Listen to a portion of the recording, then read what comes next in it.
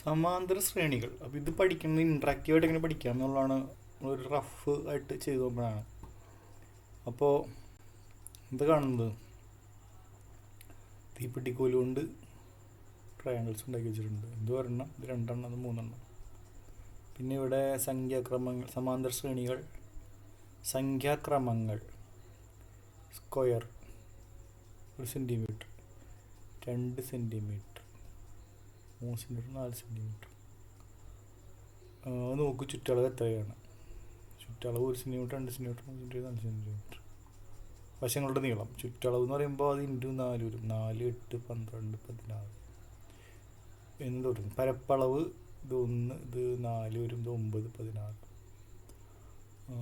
സംഖ്യകൾ മാത്രമായി പറഞ്ഞാലോ. വശങ്ങൾ 1, 2, 3, 4 എണ്ണൽ സംഖ്യകൾ ക്രമമായി ഇതൊന്ന്. ചുറ്റളവ് 4, 8, 12, 16 ഗുണിതങ്ങളുടെ ക്രമമാണ് പരപ്പളവ്.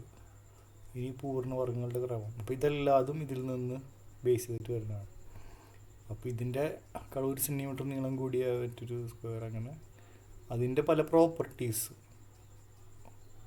1, 2, 3, 4 അതിൽ നിന്നും അതിൻ്റെ ഇൻറ്റു 4 ചെയ്തിട്ടുള്ളൊരു സാധനം. ഇത് സ്ക്വയറിന് ഒരു ട്രയാങ്കിൾ ആയിരുന്നെങ്കിൽ ഇൻറ്റു 3 ചെയ്തിട്ട് ഉള്ളൊരു സംഭവം വരും.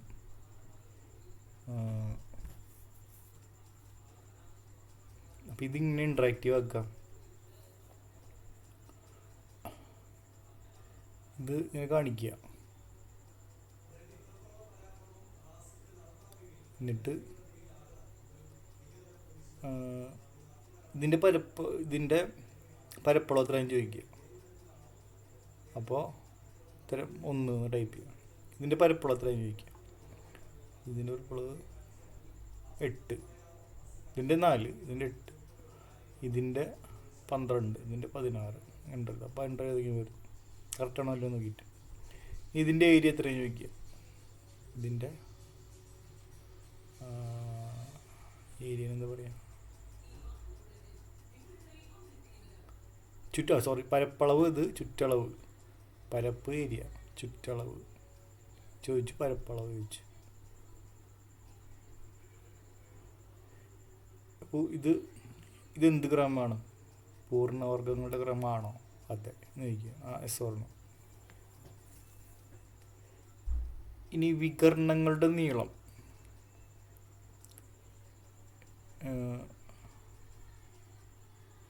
ഇവിടെ വികരണങ്ങൾ വികരണങ്ങൾ ഡയഗണൽ അത് പറഞ്ഞിട്ടില്ല ആൻസർ. അപ്പോൾ അതും കൂടെ എഴുതിക്കുക, അത് വെരിഫൈ ചെയ്യുക.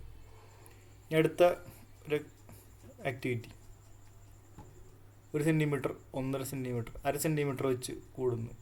ഇതിൽ എത്ര സെൻറ്റിമീറ്റർ വെച്ചിട്ടാണ് കൂടുന്നത്? 1/2 സെൻറ്റിമീറ്റർ വീതം കൂട്ടിയാലോ. അപ്പോൾ ഇങ്ങനെ എഴുതാം. ചുറ്റളവ് എത്രയാണ്? അപ്പോൾ അതിങ്ങനെ ആൻസറുകൾ. പരപ്പളവ് എത്രയാണെന്ന് ചോദിച്ചു, ഇങ്ങനെ എഴുതി. വികരണം ഇങ്ങനെ എഴുതി. അപ്പോൾ ഇതുപോലെ ഏതെങ്കിലും നിയമം അനുസരിച്ചിട്ടാണ് 1ാമത്, 2ാമത്, 3ാമത്തത് ഇങ്ങനെ ക്രമമായി എഴുതുന്നൊരു കൂട്ടം. അതായത് ഇതുപോലെ എന്തെങ്കിലും ഒരു നിയമം അനുസരിച്ച് 1ാമത്, 2ാമത്, 3ാമത്, 4ാമത് അങ്ങനെ ഒരു ക്രമമായി എഴുതുന്ന ഒരു കൂട്ടം സംഖ്യകളെ സംഖ്യാശ്രേണി അഥവാ നമ്പർ സീക്വൻസ് എന്നാണ് പറയുന്നത്. സമചതുരങ്ങൾ ഉപയോഗിച്ച് തന്നെ മറ്റൊരു ശ്രേണി ഉണ്ടാക്കാം. വലതു വശങ്ങളിലൂടെ എല്ലാം നീളം 1 മീറ്ററായ ഒരു സമചതുരം സങ്കല്പിക്കുക. വശങ്ങളുടെ നീളം ഇത് എത്രയാണ്? 1 മീറ്റർ ആയിട്ടുള്ള സ്ക്വയർ. അതിന് നടുഭാഗത്ത് വെച്ചിട്ട് ഇങ്ങനെ ഒരു നടുവശങ്ങൾ യോജിപ്പിച്ച മധ്യങ്ങൾ യോജിച്ച് മറ്റൊരു സമചതുരം കിട്ടും. ഇനി ചെറിയ സമചതുരത്തിൽ ഉള്ളിൽ നീളയുടെ പരപ്പളവ് എത്രയാണെന്ന് ചോദിച്ചു. അപ്പം ഇതിൻ്റെ വികരണം 1 മീറ്ററാണ്. ഇതിൻ്റെ ഇത് ശരിയാണ്. ഇത് വികരണം 1 മീറ്റർ. സമചതുരത്തിൻ്റെ പരപ്പളവ് വികരണത്തിൻ്റെ വർഗത്തിൻ്റെ പകുതിയാണല്ലോ. Diagonal square by 2. 8ാം ക്ലാസ്സിലെ ചതുർഭുജ പരപ്പ് എന്ന പാഠത്തിൽ സമഭുജ സാമാന്തരികം എന്ന ഭാഗം അവിടെയാണ് അത് പറയുന്നത്. അപ്പോൾ ചെറിയ ഇതിൻ്റെ പരപ്പളവ് 1 സ്ക്വയർ ബൈ 2, അപ്പോൾ 1/2. അര. അപ്പോൾ 1 മീറ്റർ നീളമുള്ള ഇതിൻ്റെ പരപ്പളവ് 1x1 1 ഇതിൻ്റെ അരയാണ്. ഇതിനുള്ളിൽ വീണ്ടും വരച്ച് കഴിഞ്ഞാൽ വീണ്ടും അത് അരയുടെ പകുതി 1/4 ആവുമോ? അതാണ് ഉദ്ദേശിച്ചത്. ഇതിന് ഇൻട്രാക്റ്റ് എങ്ങനെ ആക്കും? ഇതിൻ്റെ ഉള്ളിൽ ഒന്നും കൂടി വരയ്ക്കാൻ പറയും. അപ്പോൾ ഇങ്ങനെ നമ്മൾ കൊണ്ട് മാർക്ക് ചെയ്യാൻ പറയും. ഇതിൻ്റെ മിഡ് പോയിന്റ് മാർക്ക് ചെയ്യാൻ പറയും. മാർക്ക് ചെയ്തു ഇനിയൊരു സ്ക്വയർ വരയ്ക്കാൻ പറഞ്ഞു. സ്ക്വയർ വരച്ചു.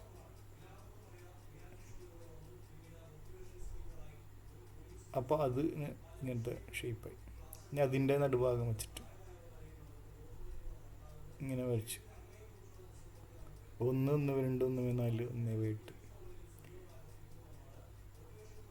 അപ്പോൾ ഭൗതികശാസ്ത്രത്തിൽ നിന്നും ശ്രേണികൾ ഉണ്ടാക്കാം. ഇങ്ങനെ കിട്ടുന്ന സംഖ്യാശ്രേണി ഇതാണ് ഈ സംഖ്യാശ്രേണി. ഉയരത്തിൽ നിന്ന് താഴെ കിടന്നൊരു വസ്തുവിൻ്റെ വേഗം നിരന്തരം കൂടിക്കൊണ്ടിരിക്കുമല്ലോ. 8 സെക്കൻഡ് ആകുമ്പോഴുള്ള വേഗം v ആകുമ്പോഴുള്ള വേഗം v m/s എന്നെടുത്താൽ ഭൗതികശാസ്ത്രം ഫിസിക്സിൽ 9.8 × t സമയവും വേഗവും തമ്മിലുള്ള സമവാക്യം വെച്ചിട്ട് ഒരു ശ്രേണി ഉണ്ടാക്കും. അതുപോലെ t സമയം കൊണ്ട് ഒരു വസ്തു സഞ്ചരിച്ച ദൂരം s ഒരു ഇക്വേഷൻ വെച്ചിട്ട് സംഖ്യകൾ എഴുതുന്നതിനെയാണ് ശ്രേണി എന്ന് പറയുന്നത്. അപ്പോൾ ചുരുക്കി പറഞ്ഞു.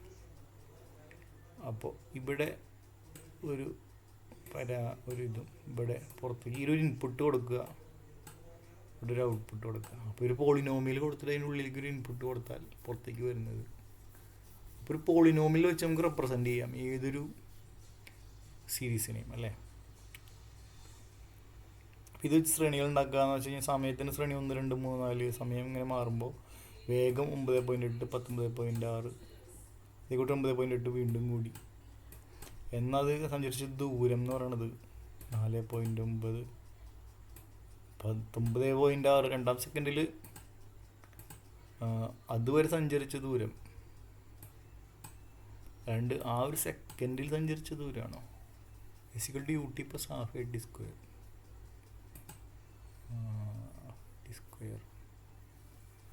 ഇതിൽ സംശയമൊന്നുമില്ല. ഒരു സെക്കൻഡ് കൊണ്ട് 4.9 ആദ്യത്തെ ഒരു സെക്കൻഡ് കഴിയുമ്പോൾ 9.8 ആണ് അതിൻ്റെ വെലോസിറ്റി. 9.8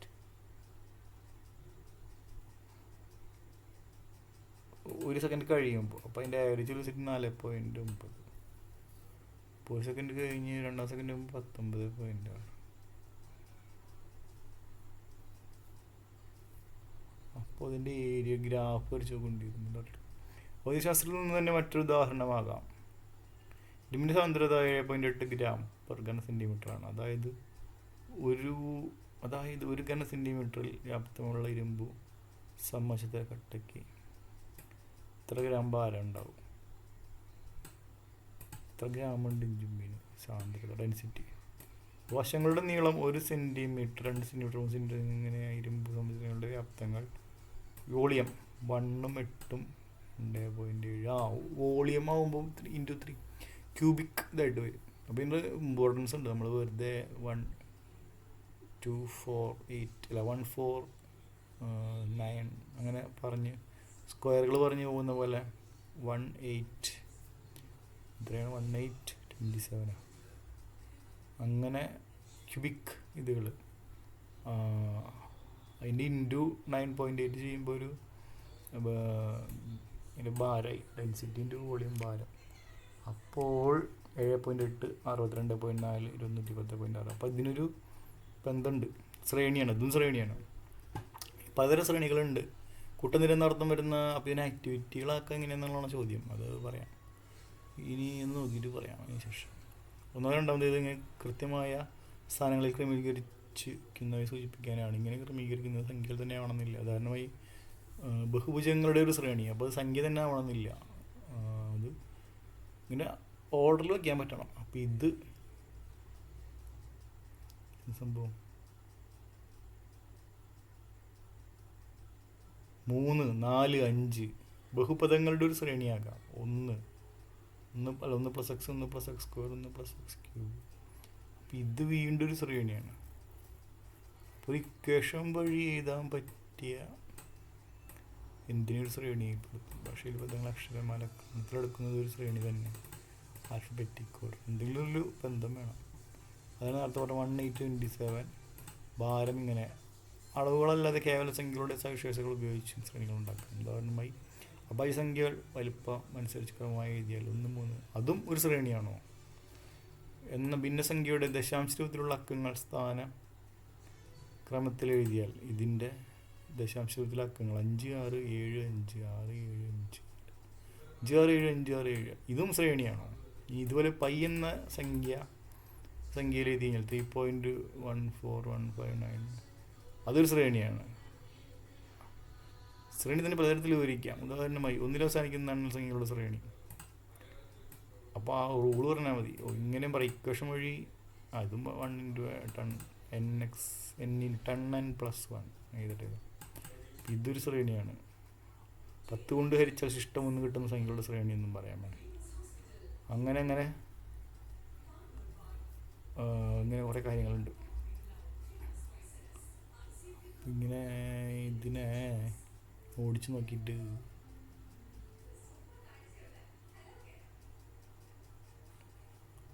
ഡിജിറ്റലൈസ് അതായത് ഇൻട്രാക്റ്റീവായിട്ട് ഇങ്ങനെ ഇതിനെ പഠിക്കുക. ഇങ്ങനെ കുറേ എഴുതി വായിച്ച് നോക്കുമ്പോൾ ബോറടിക്കും ചിലർക്ക്. ചിലപ്പോൾ അത് ഇൻട്രാക്റ്റീവ് ആയിരിക്കണം. ഒരു ഗെയിം കളിക്കുന്ന പോലെ വളരെ സിമ്പിളായിട്ട്. ബോറടിക്കരുത്.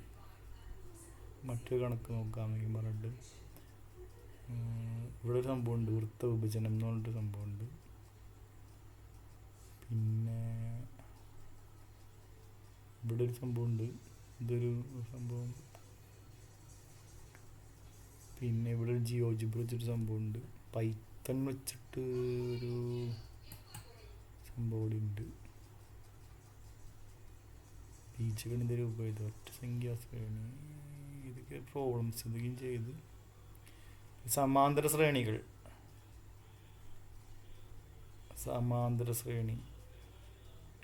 ഒരു സംഖ്യയിൽ തുടങ്ങി ഒരു സംഖ്യ തന്നെ വീണ്ടും കൂട്ടി കിട്ടുന്ന ശ്രേണിയാണ് സമാന്തര ശ്രേണി അഥവാ അരിത്മെറ്റിക് സീക്വൻസ്. നിബന്ധനകളുടെ അപകടം. പിന്നെ ഇനി എന്തുള്ള ഏത് പദത്തിൽ നിന്നും തൊട്ട് പുറകിലെ പദം കുറച്ചാൽ ഒരേ സംഖ്യ തന്നെ കിട്ടുന്ന ശ്രേണിയാണ് സമാന്തര ശ്രേണി. Common difference. അങ്ങനെ പിന്നെ കുറച്ച് കളർഫുള്ളായിട്ടുള്ള നല്ല ഇതുകൾ. പിന്നെ ഇത് വെച്ചിട്ടൊരു ശ്രേണി വേറെ. ഇത് വെച്ചിട്ട് സ്ഥാനവും പദവും ശ്രേണിയുടെ ശിഷ്ടവും ഇങ്ങനെ കുറച്ച് കാര്യങ്ങൾ. ശ്രേണി നിയമം. പിന്നെ സമാന്തര 2 പദങ്ങളുടെ വ്യത്യാസം അവരുടെ സമാന്തരത്തിനുള്ള ഫലമാണ്. ഇത് മനസ്സിലാക്കി പഠിക്കാൻ വലിയ ഒന്നും മനസ്സിലായില്ല. ഓടിച്ച് വിട്ടാൽ മനസ്സിലായില്ല. ഇപ്പം ഇതെല്ലാം പഠിച്ചു കഴിഞ്ഞാൽ ഒരാൾക്ക് ഇത് ചെയ്യാൻ പറ്റും.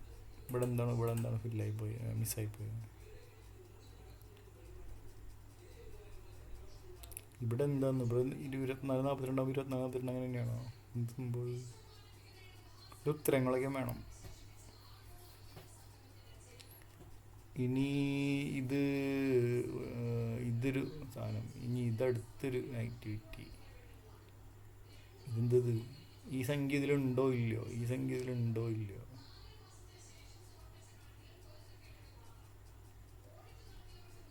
Very good. നല്ല ഇൻട്രസ്റ്റിംഗ് ആയിട്ടുള്ള ക്വസ്റ്റ്യൻ ഉണ്ട്. സമാന്തര ശ്രേണികളുടെ ബീജഗണിതം. ഞാൻ ആൽജിബ്രിക്കായിട്ട് അതിനെങ്ങനെ റെപ്രസെൻ്റ് ചെയ്യും എന്നുള്ളതാണ് പറയുന്നത്. എനിക്ക് ജിയോജിബ്രയുടെ സാധനം വരുന്നുണ്ട്. 10ാം ക്ലാസ്സിലത്തെയാണ് കേട്ടോ അത്. മാത്സ് 1 ബീജഗണിതം.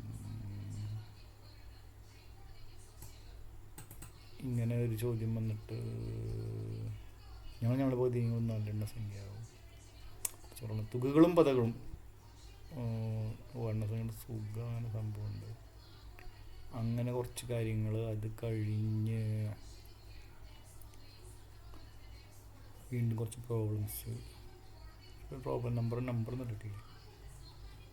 ഇത് കഴിഞ്ഞിട്ട് തുകകളുടെ ഒരു ഗ്രാഫിക്കൽ റെപ്രസെൻറ്റേഷൻ. ഇതിൻ്റെ ബൈ 2 ആണല്ലോ. ഇവിടുന്ന് ഫില്ല് ചെയ്താൽ മതി. ഗ്രാഫിക്കൽ. ഈ ടെക്സ്റ്റ് ബുക്ക് ഉണ്ടാക്കി നല്ല ഇൻട്രസ്റ്റിംഗ് ആയിട്ട് ഉണ്ടാക്കിയിട്ടുണ്ട്. അവിടെ ചെറിയ വേറെ കളറിൽ. തലകീഴായി. ഇത് കണ്ടുപിടിച്ച് ഗൗസ് എന്ന് പറഞ്ഞ ആൾ ഐഡിയ കണ്ടുപിടിച്ചു. അങ്ങനെ കഴിഞ്ഞിട്ട് വർഗങ്ങളുടെ തുക കൊണ്ട് ഇവിടെ വേറൊരു സാധനം ഉണ്ടല്ലോ.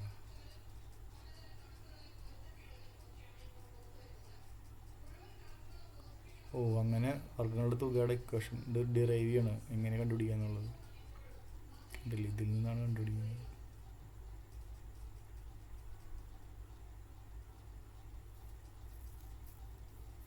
അത് കണ്ടുപിടിക്കാനായിട്ട് ഇത് ഇങ്ങനെ ഇങ്ങനെ ഇങ്ങനെ പോകുമ്പോൾ അതിനനുസരിച്ച് ഇവിടെ ഇങ്ങനെ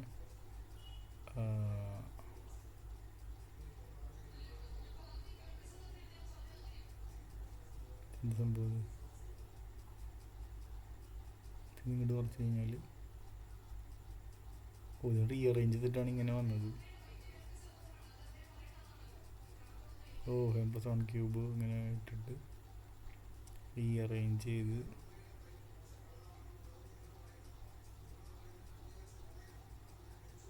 by 6. Very good, അടിപൊളിയുണ്ട്. അതുകൊണ്ട് മാത്സ് ഇത്തിരി ചിന്തിക്കാനുള്ള കാര്യമാണ്. ഫിസിക്സ് അതിനേക്കാളും കൂടുതൽ കൺസെപ്റ്റുള്ള കാര്യമാണ്. അങ്ങനെ ഇവിടെ ഒരു ജിയോജിബ്ര ആക്ടിവിറ്റി 10ാം ക്ലാസ്സിൻ്റെ മാത്സാണ്. പിന്നെ ഇവിടെ കുറച്ച് ചെറിയ പൈത്തൺ. ഇതെല്ലാ ആക്ടിവിറ്റിയും ചെയ്ത് വൃത്തിയായാണ്. അത്രയ്ക്കാണ് ഒരു ചാപ്റ്റർ. 36 പേജായി ഇപ്പോൾ. പിന്നെ വൃത്തങ്ങൾ എന്ന് പറഞ്ഞിട്ട് അടുത്തത്, അത് വേറെ. ഓക്കെ, അപ്പോൾ ഇത്ര ഭാഗം നമുക്ക് കുറച്ച് നിർത്താം. ഇതിനൊക്കെ ഇൻട്രാക്റ്റീവായിട്ട് ബോറടിക്കാത്ത രീതിയിലൊരു ഇൻട്രാക്റ്റീവ് ക്ലാസ് എങ്ങനെ വരിക എന്നുള്ളതാണ് ചിന്തിക്കേണ്ടത്.